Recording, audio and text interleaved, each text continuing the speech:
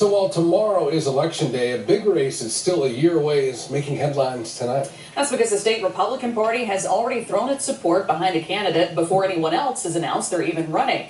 Let's bring in Capitol correspondent Chris Rosado with what you need to know about this. Chris. Right, well, it's a little strange we're talking about this the night before the 2022 elections. We've got a long way to go for the governor's race, and like you would expect, some within the Republican Party are very unhappy with this move.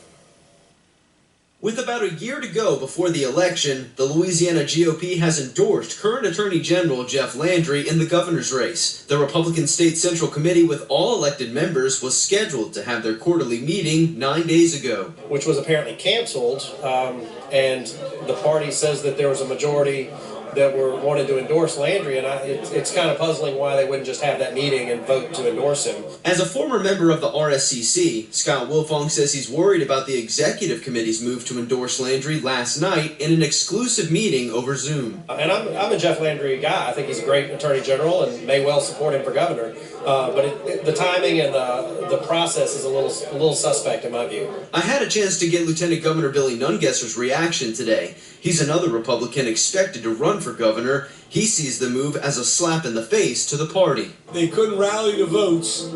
They wasn't sure they could get an endorsement.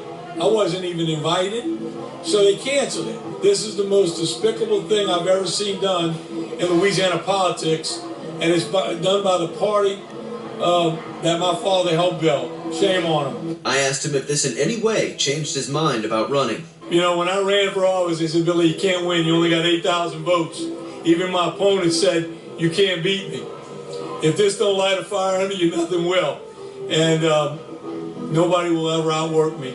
And this lights a fire under me. Billy Nungesser appears likely to run, and he and Jeff Landry don't like each other a lot. So little wonder Billy Nungesser's worked up about this. Folks like political analyst Jim Angster say these days a party endorsement is great, but the real ones to look out for are the ones from our U.S. senators and congressmen. And I suspect there will be more than 2 Republicans running, and probably one from Washington as well. So this is just an early chess move in a long game that will end on October 14th of next year.